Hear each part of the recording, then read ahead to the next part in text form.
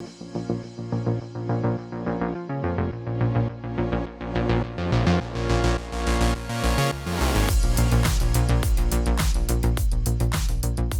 what's up, guys? Welcome to the Rush Outrospective. You know, letting our voice matter is the first step to understanding that we are all actually closer than we think. And the messages that we all possess have the potential of becoming the most potent, magical, and life-changing experience for those finally honored to hear from us. Sadly, the reality is many people feel like they don't have something important to share, or they don't know how to go about doing it. Today, we have a featured guest, and it's our pleasure to have Jay Maymi, nationally syndicated talk show host, 10-time author, CEO, and motivational speaker who uses his own voice to empower others to thrive and become relentless in their personal and professional lives. Jay, it's a pleasure to meet you, my friend. Thank you for having me on the show. I really enjoy all the content you have, and the message that you send in everything you do in the community, professionally. I would say it speaks spiritually, professionally, and intellectually. Challenges other people to break out of their own skin and go for more. Is that something that's part of what you're looking for people to walk away with in your messaging every time they listen to your radio show host or go watch you speak? I mean, that you nailed it. My whole purpose, I learned a long time ago, was to be able to bring some kind of value to the marketplace using different resources, different mediums, whether it's the books, the shows, the courses, and anything else that pops up in my crazy mind. But ultimately is to inspire, to impact, to influence, and then to instruct. Yeah. Right? Because you can inspire, you can impact, you can influence, but you can also leave people hanging if you don't show them how to take actionable, implementable, instructional steps to implement everything you're sharing with them. You leave them hanging. Yeah. Okay, so you have a radio show host, the Jay Maymi Show on KLIF 96.3. You're a CEO, creator of the Thrive Sales Mastery Series, course, 10-time author, keynote speaker, and the list goes on and on. But when was the exact moment that you realized that you had something important to say and that using your voice could positively impact people both personally and professionally? Yeah, that's a great question. I think for everyone, there comes a time when you realize your calling. Yeah. And the challenge with that is, Rush, is that oftentimes people live life not really knowing what the purpose of their existence is because they never take the time to recognize their calling. Okay. And you identify your calling by first realizing your gifts. Right. Because your gifts reveal your calling. And if you don't ever get to that place, then you become what we've known as a wandering generality, right? And then you get to the end of your life and you realize, what was I here for? I did a few things along the way, raised a family, had a job, and I was a good employee or a good business owner, but you don't recognize really what ultimately you were here to do. I realized that about 7 years ago. It was like an epitome. It just hit me all of a sudden because I was asking those questions. And revelation always comes from asking the right questions. Yeah. And taking the time to do that. So I was asking those questions and I realized, what's my life about? Yeah. Where am I going? Now, mind you, I'm in my 40s now, early 40s. So I've lived a number of years already, still progressing, but not really knowing the purpose. Gotcha. Right? And it hit me like a ton of bricks when I asked those tough questions that, hey, it was almost as if the scales were removed, the curtain was pulled back, and the answer was, look at your entire life from the minute that you became an entrepreneur or at least started to give entrepreneurial effort, any real experience, was when I was 13 years old. And everything since then that I've done is of service to others, to inspire somebody, to impact. So it really took all those years for me to realize, because I had to ask those questions, what am I here for?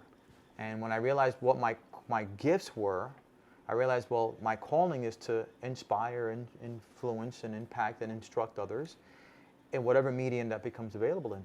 Yeah. Wow, that's amazing.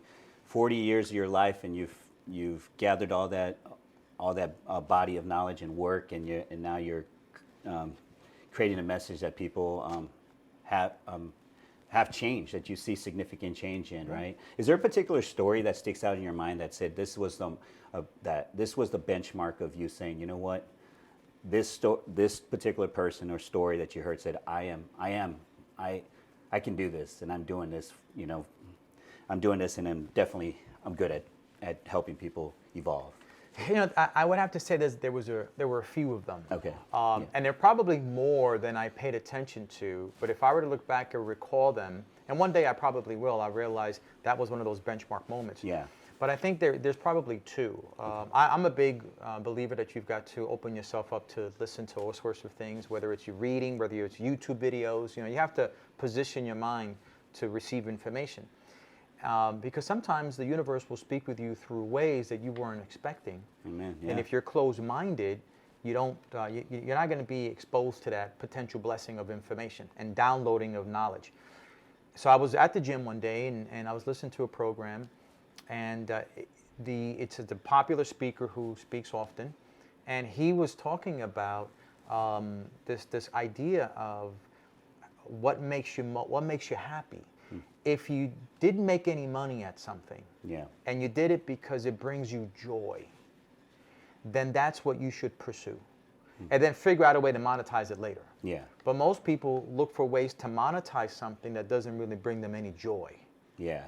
And yeah, you could have a great time monetizing, making money, and doing all the fun things that money can bring, but you're missing joy. Right. You're missing purpose. You're missing fulfillment.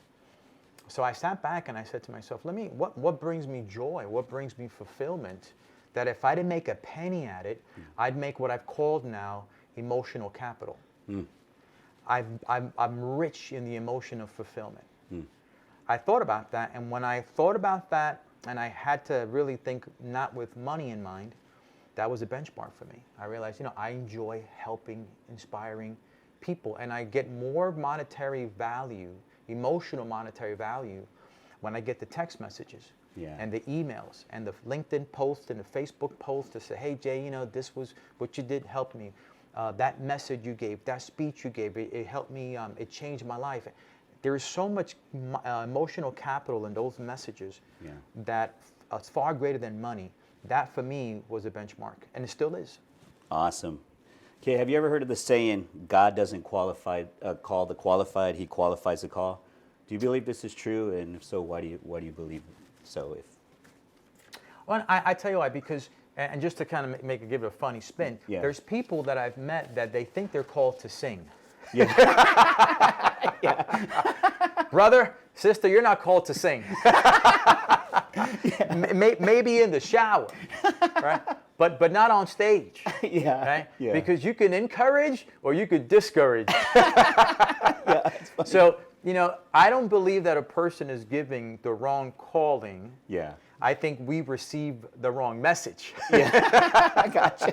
Or, we want something so bad that we convince ourselves we really should be doing that. I'll give an example. There are people that are employee wired who are trying to become entrepreneurs. It doesn't work. They're not called to do that. They weren't qualified and called to be entrepreneurs. They're called to be great employees for the entrepreneur called person, and vice versa. You have people that are called to be entrepreneurs. That's who they are in their spirit, but for lack of fear and faith, and mentoring and encouragement, they get stuck in a place where they're giving their best of their talents to someone else as an employee. So I completely believe that. But again, it goes back to recognizing, okay, so then what's my calling? And the only way you can identify your calling is by taking time to itemize your gifts. Wow, that's awesome. So you have worker ants, and then you got the leader of those worker ants. It's just got to be You got to fall into one of those two things, right? Or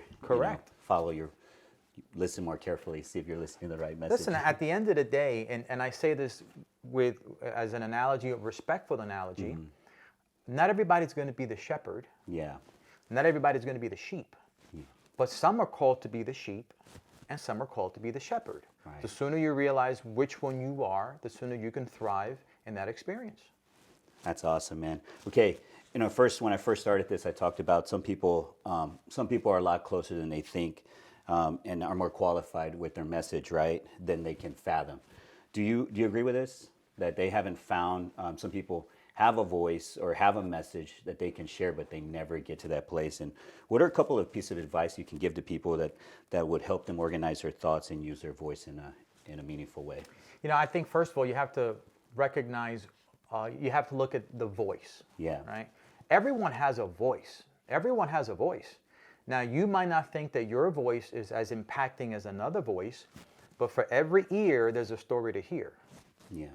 And it doesn't matter if your story is maybe not as impacting or as glamorous as the other guy's story, but you have a story. Yeah. You have a voice. There's something about your life that can inspire others. So the first thing I would say to somebody is find that voice, find that message that you can share with others. And then number two, get out of your own head. Yeah. In other words, don't disqualify yourself by saying, okay, right, so I've identified my message. Don't disqualify by looking at the other guy's message and saying, well, that guy's message is greater, so no one's going to be interested in mine. Wrong. Don't disqualify yourself. Right. Don't self-filter. Okay? Yeah. You have a message, and there's an ear to hear your message. Okay? Right. May not be the whole world, but if it impacts one person and changes that other person's life, then your message has had a final ending to it, a good ending to it. But then the other thing I would say, once you find your message and once you stop disqualifying yourself, then get away from the clutter. Get away from the clutter, meaning the clutter of other people that can discourage you, the clutter of the things that could delay you from giving your message. Right. How many people do I know? How many people do you know that they say to you, I have a book in me? Yeah. Oh, I've been wanting to write a book. And year after year, 5 years, 10 years passes, and some of these people, they die with this book written inside of them because clutter. Yeah. So you have to isolate yourself from the clutter at times just to be able to give rise to that voice. Yeah. That's amazing, because before you came here, I took a picture of the seats here, and I was writing on a post that it said, when I first started, some people said, "What's Rush doing? Like, what's he doing? Like, this isn't the guy I know. Like, what's he doing?" Right? And it's funny how, those voices, you can let them slip in, right, and question you along the way. Well, now I've done so many, I've sat down and had conversations with people like you, and I'm going, wow, like, I'm surprised at how I've behaved my way into this particular position, and have to listen to get information from people, and learn, and then provide it to the audience that watches. So you're right. Get away from the clutter. Some people will. The naysayers will be naysayers, right? And yeah. There's no shortage of them. Yeah, and the other thing, when I think about it in media too, like, when I'm coaching, when we do a series or whatever, I always say your audience is one person. Correct.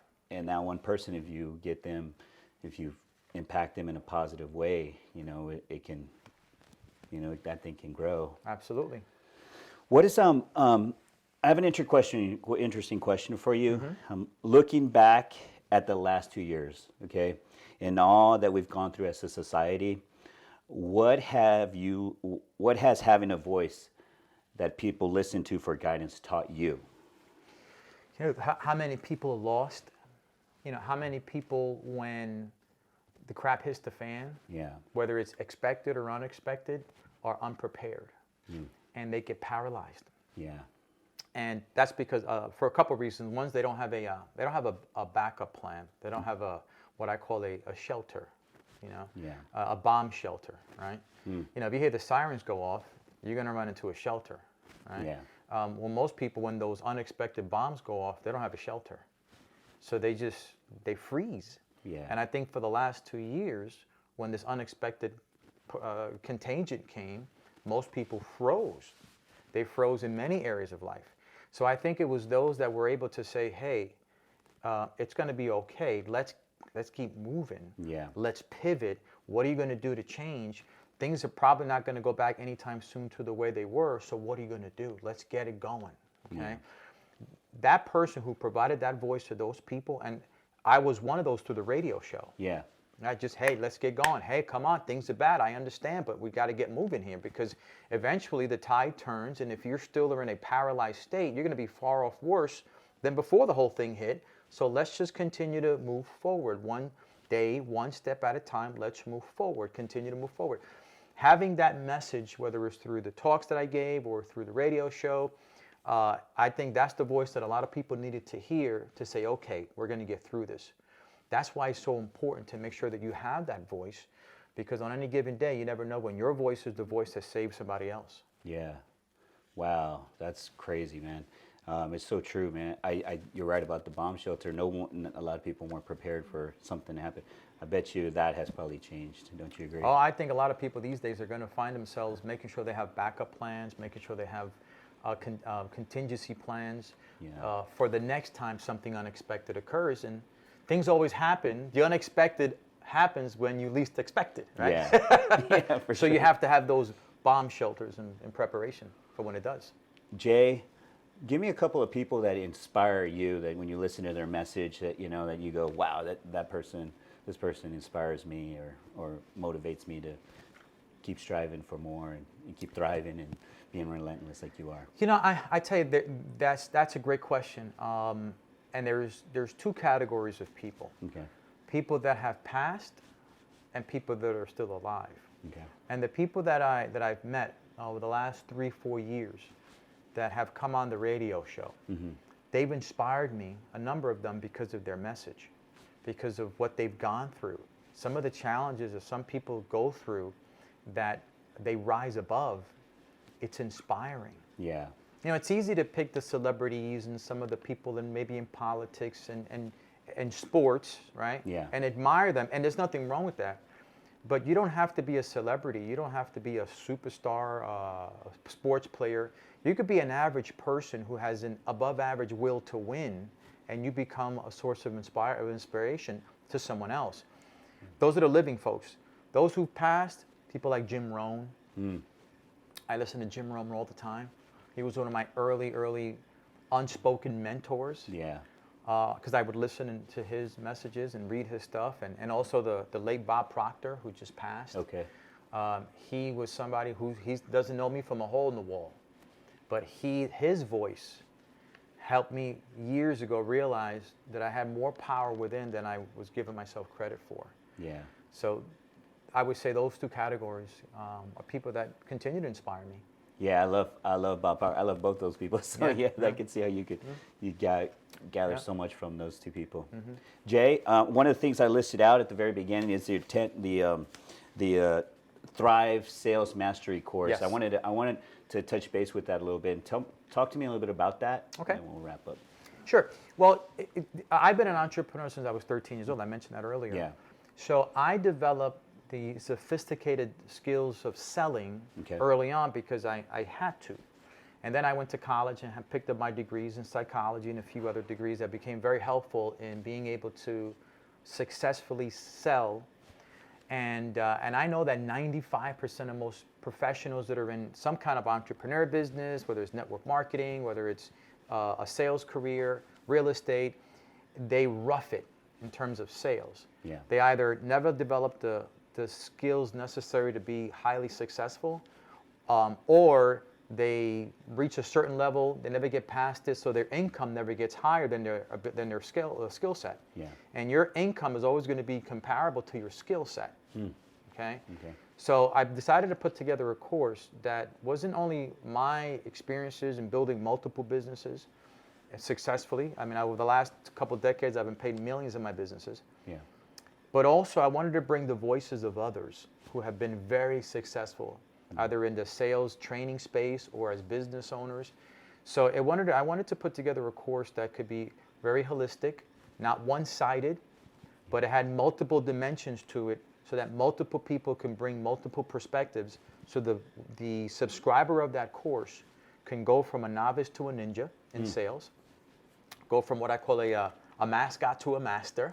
Nice. I like that. And from a whiner to a winner.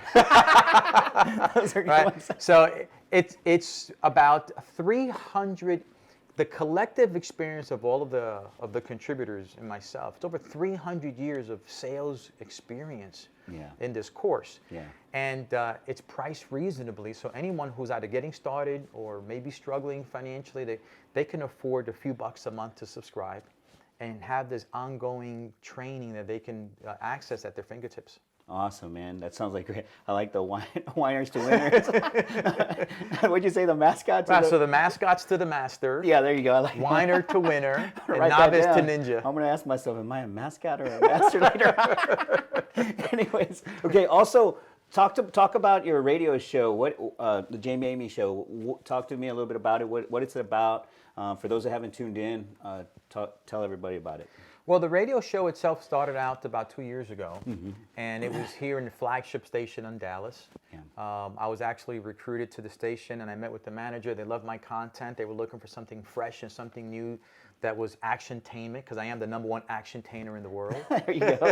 There you go. I like that. So they liked this. So then after about a year and a half, it caught the attention of a few other program directors from some other stations. Yeah. So now the show is syndicated nationally. Yeah. It airs here in Dallas, in New York, New Jersey, San Francisco, Chicago, Atlanta, and Boston. Wow. And a few more rolling out over the next couple of months.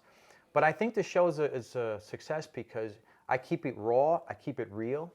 There's no sugarcoating on my show. That's good. I bring in some people that that deliver value about thriving in many different areas of life, whether it's business, whether it's family, whether it's faith, whether it's finances, whether it's entrepreneurial living, whether it's mindset. I mean, I've tackled everything on the show so far. Yeah. And people appreciate that. Of course, yeah. I think that's what really want. People want unfiltered, uncut dialogue, right? That's conversation, it. You know. Yeah.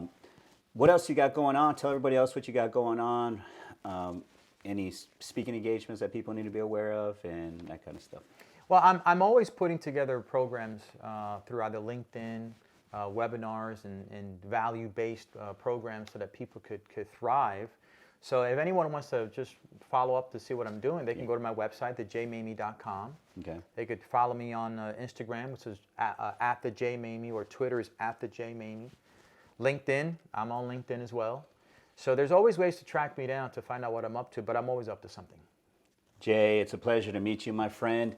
You know, today I'll be going home and asking myself if I'm an action-tainer, a mascot or a master, a whiner or a winner. So you left me with a lot of questions, which is really cool because a lot of this show's about, introspection, learning from somebody and taking that information and saying, how can I live better and how can we be better? So, guys, that's all we got for this show today. As I always say, have peace and light in you. Remember that the ocean refuses no river.